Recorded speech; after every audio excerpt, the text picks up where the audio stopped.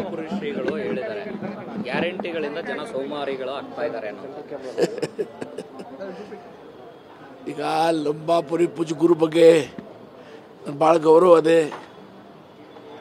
ಅವ್ರು ಏನು ಹೇಳಿದ್ರು ಆಶೀರ್ವಾದ ಅಂತ ನಾವು ತಿಳ್ಕೊಳ್ತೇವೆ. ಆದರೆ ಗ್ಯಾರಂಟಿಯಿಂದ ಜನ ಸುಮಾರಿ ಆಗ್ತಾರೆ ಅಂತ ಹೇಳಿದರೆ, ಇವತ್ತಿಂಗ ಹಲವಾರು ಮನೆಗಳು ಕೊಡ್ತಾ ಬಂದ್ವಿ, ರೇಷನ್ ಕೊಡ್ತಾ ಬಂದಿದ್ದೇವೆ.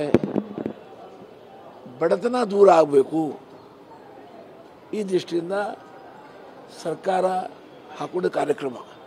ಈ ಕಾರ್ಯಕ್ರಮ ಕೇವಲ ಕಾಂಗ್ರೆಸ್ ಸರ್ಕಾರ ಅಷ್ಟೇ ಹಾಕಿಲ್ಲ, ಯಾವ ಸರ್ಕಾರ ಕರ್ನಾಟಕದಲ್ಲಿ ಭಾರತ ದೇಶದಲ್ಲಿ ಬಂದರೆ ಅವೆಲ್ಲ ಹಾಕ್ಕೊಂಡಿದ್ದಾರೆ. ಹಾಗಾಗಿ ಪೂಜ್ಯ ಗುರುಗಳು ಏನು ಹೇಳಿದ್ದಾರೆ ಅದ್ರ ಬಗ್ಗೆ ನಾನು ಹೆಚ್ಚು ಕಮೆಂಟ್ ಮಾಡಲಿಕ್ಕೆ ಹೋಗೋದಿಲ್ಲ. ಆದ್ದರಿಂದ ಏನು ಯಾರಿಗೂ ತೊಂದರೆ ಆಗಿಲ್ಲ ಅಂತ ನಾ ಭಾವಿಸ್ತೇನೆ. ಡಿ ಕೆ ಶಿವಕುಮಾರ್ ಅವರು CM ಆಗಲಿ ಅಂತಲೂ ಹೇಳಿದ್ದಾರೆ.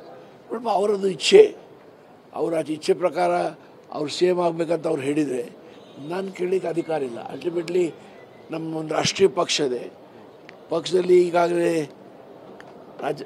ಸಿದ್ದರಾಮಯ್ಯ ಅವ್ರ ನಾಯಕ ಅಂತ ಆಯ್ಕೆ ಮಾಡಿದ್ದೇವೆ. ಅವರು ಮುಖ್ಯಮಂತ್ರಿ ಆಗಿ ಕೆಲಸ ಮಾಡ್ತಾ ಇದ್ದಾರೆ. ಡಿ ಕೆ ಶಿವಕುಮಾರ್ ಅವರು ಮೊನ್ನೆ ಏನು ನಾನು ಪತ್ರಿಕೆಯಲ್ಲಿ ಓದಿದೆ, ಅವರು ಹೇಳಿದ್ದಾರೆ ಅವ್ರು ಮುಂದುವರೆದ್ರೆ ನನಗೆ ಸಂತೋಷ ಇದೆ ಅಂತ ಹೇಳಿದ್ದಾರೆ. ಹಾಗಾಗಿ ಹೊನ್ನಾವಡೆ ಏನೋ ಬದಲಾವಣೆ ಆಗಬೇಕಾದ್ರೆ ಅದು ಪ್ರಜಾಪ್ರಭುತ್ವ ಪದ್ಧತಿಯಿಂದ ಆಗಬೇಕು, ಪಾರ್ಟಿ ಶಾಸನದಿಂದ ಆಗಬೇಕು. ಆ ಥರದ ವಾತಾವರಣ ಸೃಷ್ಟಿ